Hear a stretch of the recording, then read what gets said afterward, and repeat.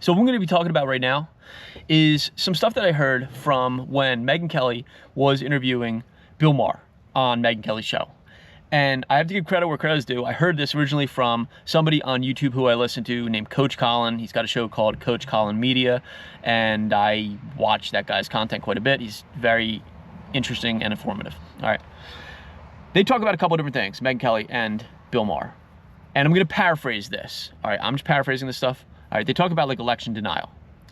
And Bill Maher talks about how Hillary Clinton, who he's a fan of, you know, immediately the night of the election, came out and conceded the election to Trump, which she did.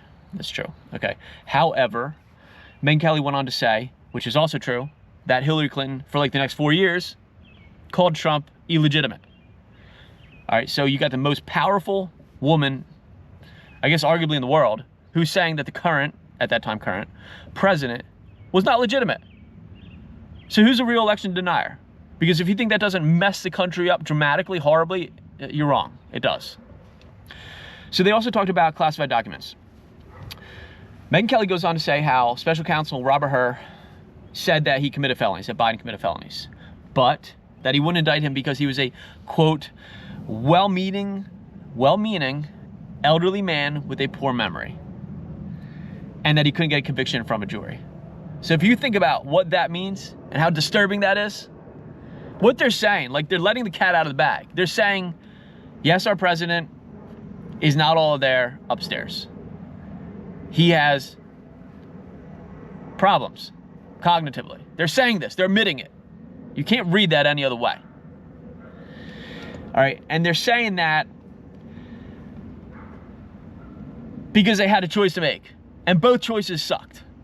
Both choices were rough, because basically the choices were, we admit that he did a criminal act, in which case we have to then go forward with wherever that road goes down, or we admit that he isn't quite as up to speed upstairs any longer. So they chose the latter. All right, but it tells a lot. Bill Maher goes on to say how, you know, sticking up for Biden, he's like, yeah, but, you know, at least he turned them in, which is true. And Megyn Kelly's like, yeah, he did. And that's why he didn't get the obstruction. That's why he didn't get charged with obstruction. But she goes on, she talks about how, but the thing is that Trump has like two pieces to his case. One is that he had the things, and two is that he obstructed justice when they wanted them back. So the thing is this, Biden doesn't get the obstruction charge, okay. But where is the classified documents charge against him? Where is it? Because Trump got it. So why wouldn't he get it? So if you're going to call Trump a felon or a criminal or whatever, you got to call Biden that too. Because Trump arguably had more right to have the things that Biden did, far and away actually. Because Biden didn't actually have any permission to take those documents, whereas Trump did. Trump had the ability to take those and declassify them, whereas Biden did not. At the time when Biden took them, he was just a U.S. senator who was supposed to, by law, only take those documents and view them in a SCIF, a secured, enclosed area, and not take them home with him, period. Like, there's no debate to this, but he did so anyway. And it's become like a double standard with the left all too often, unfortunately, and people should really recognize that this is happening, because for all their ranting about democracy being in danger if Trump gets in or whatever, they're the ones who, by creating this like two-tier justice system, are doing just that, putting democracy in danger. But I'll end with this.